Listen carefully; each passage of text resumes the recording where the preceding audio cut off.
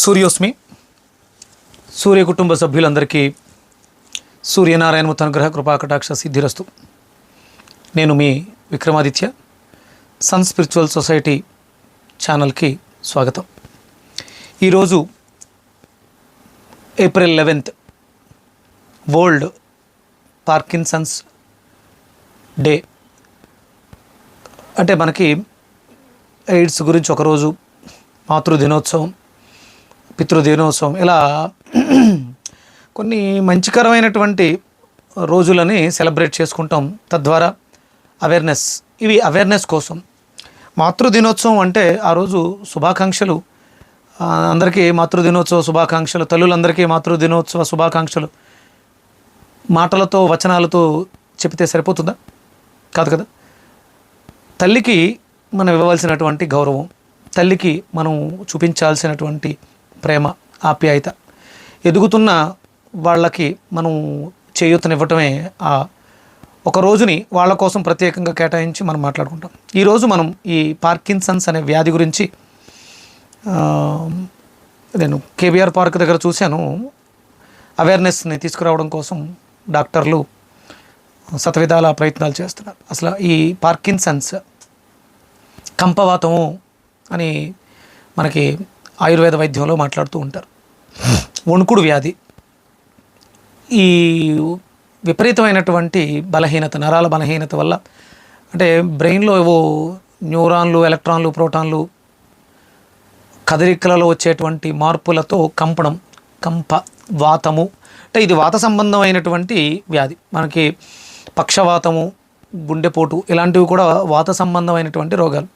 అందులో ఇది చాలా బాధాకరమైనటువంటి, ప్రాణాంతకం కాదు కానీ ప్రాణానికి ప్రమాదమే. ఈ ప్రాణం, ఈ దేహంలో ప్రాణం ఉన్నంత వరకు వణికించేస్తూ ఉంటుందన్నమాట. అంటే చూడండి, మనం భయం వేస్తే ఎలా వణికిపోతామో, ఏదైనా జరగకూడని సంఘటన జరిగితే హఠాత్ పరిణామంలో ఒక రకమైనటువంటి షివరింగ్, ఇది కంటిన్యూగా ఇంకా మనకి 24 గంటలు 365 రోజులు బాధిస్తూ ఉంటుంది. దీనికి ఆధునిక వైద్య విధానంలో, ఇంగ్లీష్ వైద్యంలో సిండోపా అనే ట్యాబ్లెట్ పవర్ని పెంచుకుంటూ వెళ్తారు. సిండోపా అనే ఔషధాన్ని వాడతారు వాళ్ళు. తద్వారా కొంతవరకు, అంటే ఆ ఔషధం పనిచేసినంత సమయం, దాంట్లో ఉన్నటువంటి పొటాన్షియల్ని బట్టి ఆ వణుకుడు అనేది, దాని తాలూకు సైడ్ ఎఫెక్ట్స్, ఆ వణుకుడు కానీ, లేకపోతే నిలబడలేకపోవటం, వంగిపోవటం, బిగుసుకుపోవటం, ఇలాంటి వాటిలో చిన్న చిన్న మార్పులు వస్తాయి. డెఫినెట్గా మార్పులు వస్తాయి. మనిషి కెపాసిటీ తగ్గే కొలది మందు యొక్క కెపాసిటీ పెంచుకుంటూ తీసుకువెళ్తూ ఉంటారు. నేను రీసెంట్గా మన వెజిటబుల్ థెరపీతో, కూరగాయల వైద్యంతో, అంటే రోగాన్ని పూర్తిగా, ఈ రుగ్మతని పూర్తిగా మనం, ఈ పట్టి పీడిస్తున్నటువంటి సమస్యని పూర్తిగా నిర్మూలించడం అనేది ఎంతవరకు సాధ్యం అనేది ఇంకా తెలియదు. మనం వెజిటబుల్ థెరపీలో దీనికి మనం ప్రధానంగా సూచించేటువంటిది గోరుచిక్కుళ్ళు, అల్లం, కొబ్బరి, పచ్చి కొబ్బరి. ఇది నరాల వ్యవస్థని మెరుగుపరచడానికి చాలా వరకు దోహదపడింది. నాకు తున్ నుంచి ఒక పెద్ద ఆయన ఉన్నారు, ఇద్దరు ముగ్గురు క్లయింట్స్కి మనం ఈ వెజిటేబుల్ థెరపీ ద్వారా. అలాగే మజిల్ వీక్నెస్, వీళ్ళకి కండరాల క్షీణత వచ్చేసి బెడ్ రిటర్న్ కూడా అయిపోతారు. దాంట్లోంచి, అంటే ఆ మజిల్ వీక్నెస్ తగ్గించి మళ్ళీ మజిల్ వృద్ధి పొందడానికి కావలసినటువంటి హై ప్రోటీన్, అది మళ్ళీ ఎక్కువైపోయినా, ప్రోటీన్ ఎక్కువైపోయినా కూడా ఇబ్బందే. అందుకని మనం మాంసకృతులు డైరెక్ట్గా తీసుకోకూడదు. మాంసకృతులు తయారీకి కావలసినటువంటి పదార్థాలు తీసుకోవాలి. దాంట్లో ఆ ప్రోటీన్స్ బాగున్నటువంటి కాయగూరలు, వెజిటేబుల్సే, మాంసాహారం కాదు. వాటిల్ని వాడుకుంటూ మలబద్ధకాన్ని లేకుండా చేసుకోవాలి. మలబద్ధకం చాలా పెద్ద సమస్య ఇందులో. ఈ పార్కిన్సన్స్ అనే వ్యాధిలో పెద్ద సిమ్టమ్ ఏంటంటే మలబద్ధకం. అలాగే పెద్ద పేగుల్ని చాలా శుభ్రంగా ఉంచుకోవాలి. తేలికగా జీర్ణమయ్యే ఆహార పదార్థాలని తీసుకుంటూ ఆ వస్తున్నటువంటి వణుకుడిని తట్టుకోవడానికి కావలసినటువంటి శక్తిని పుంజుకోవాలి. అందుకని మనకి ఇక్కడ శక్తివంతమైనటువంటి పదార్థం కావాలి. మనం తీసుకునే ప్రతి దాంట్లోనూ మనం చూడాల్సింది శక్తి మాత్రమే. క్యాలరీసు, కార్బోహైడ్రేట్సు, ప్రోటీన్సు, ఇలా మనం మెడికల్ టెర్మినాలజీలో కార్బోహైడ్రేట్స్, ప్రోటీను ఫ్యాట్స్ అని కాకుండా మనం తీసుకునే ఆహారంలో శక్తి ఎంత ఉంది, ఎనర్జీ ఎంత ఉంది, అది ఇమీడియట్గా శరీరానికి అందే విధంగా ఉండాలి. దానికి మనకి కాయగూరలు అంటే రా వెజిటేబుల్స్ కానీ రా ఫ్రూట్స్ అన్నీ కూడా అన్ని రకాల ఫ్రూట్స్ మనం తీసుకోవచ్చు. దీంట్లో ప్రధానంగా మనకి ఈ సమస్య నుంచి బయటకు తీసుకురావడానికి బూడిద గుమ్మడికాయ అంటే కొంచెం ఈ తలలో ఉన్నటువంటి నరాలని శక్తివంతం చేయడానికి బూడిద గుమ్మడికాయ, మంచి గుమ్మడికాయ, ఇవి రెండింటిని కలిపి మనం జ్యూస్గా తీసుకోవడం కూడా జరుగుతుంది. దాంతోపాటు గోరుచిక్కుళ్ళు నరాలకు సంబంధించి ముదర కొబ్బరి, పచ్చి కొబ్బరి ఒక 50 grams డైలీ, ఒక 10 గ్రాముల అల్లం, ఇవి రెగ్యులర్గా మనం తీసుకోవడం ద్వారా ఈ సమస్యతో సతమతమవుతున్న వాళ్ళకి కొంతవరకు అద్భుతంగా ఊరటైతే అద్భుతంగా లభిస్తుంది.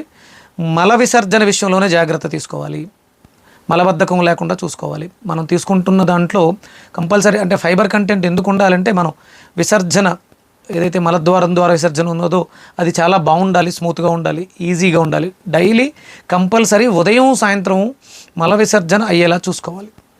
ఇవి అంటే ఈ పార్కిన్సన్స్ డే సెలబ్రేట్ చేసుకోవడానికి కారణం ఏంటి అంటే దయచేసి అందరూ అవేర్నెస్తో ఉండండి, మీకు రాబోతున్నటువంటి సమస్యలు ఇవి, దీన్ని మనం పరిష్కరించుకోవడానికి చాలా జాగ్రత్తగా మనం తింటున్నటువంటి ఆహారంలో ఎసిడిక్ నేచర్, బాగా ప్రాసెస్డ్ ఫుడ్స్ ఎక్కువ తీసుకోవద్దు. అంటే ఇప్పుడు మామూలుగా పార్కిన్సన్స్ అనేది ఏజ్డ్ పీపుల్స్కే వస్తుంది, కానీ ఇప్పుడు అలా లేదు, అందరికీ వస్తుంది. కాబట్టి చాలా జాగ్రత్తగా డైలీ రోజుకి 2 సార్లు మల విసర్జన జరుగుతుందా లేదా చూసుకోవాలి. దానికి తగ్గట్టుగా సరిపడా నీళ్లను తీసుకోవాలి. దానికి తగ్గట్టుగానే మనకి కావలసినటువంటి పదార్థాలు తీసుకోవడం ద్వారా ఈ సమస్యలోంచి మనం ఈ సమస్యలు మనల్ని చుట్టుముట్టకుండా ఉండడానికి జాగ్రత్త పడడానికి అవకాశం ఉంటుంది. అందరికీ కూడా Parkinson's day April 11th Parkinson's day కాబట్టి అందరూ కూడా ఆహార విషయంలో జాగ్రత్తలు పాటిస్తూ కేవలం మనం బ్రతకటానికి మాత్రమే తినాలి తప్ప తినడం కోసం బ్రతకొద్దు.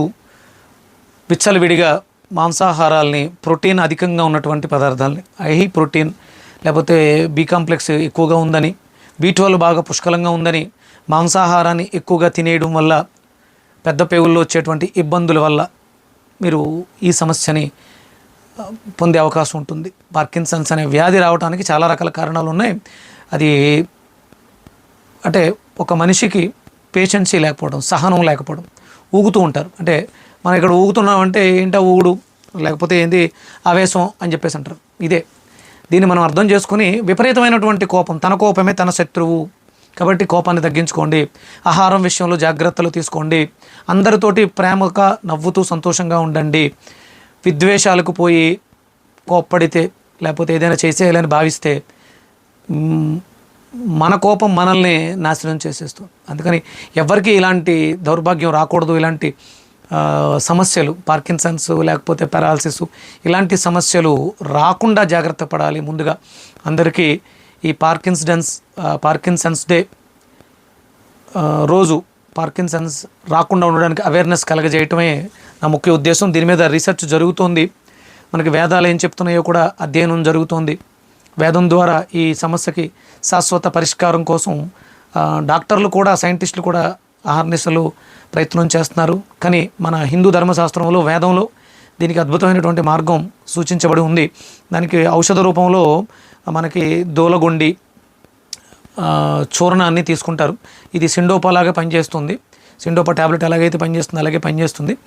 కానీ ఇంకా అది స్టాండర్డ్గా ఉండడం కోసం తేలికగా జీర్ణమయ్యే పదార్థాలు తీసుకుంటూ, శక్తివంతమైన పదార్థాలు తీసుకుంటూ ఆరోగ్యంగా ఉండాలని, ఇలాంటి సమస్యలు ఎవరికి రాకుండా ఉండాలని, వచ్చిన వాళ్ళకి మేము ఉన్నామనే ధైర్యాన్ని ఇస్తూ, చేయూతనిస్తూ, దగ్గరుంటి వాళ్ళకి ధైర్యాన్ని చెప్పవలసిందిగా కుటుంబ సభ్యులకి విన్నవిస్తూ, మీ అందరికీ కూడా సూర్యనారాయణమూర్తి అనుగ్రహం ద్వారా ఆయురారోగ్యాలు, అష్టైశ్వర్యాలు సిద్ధించాలని మనస్ఫూర్తిగా కోరుకుంటూ సెలవు. సూర్యోస్మి.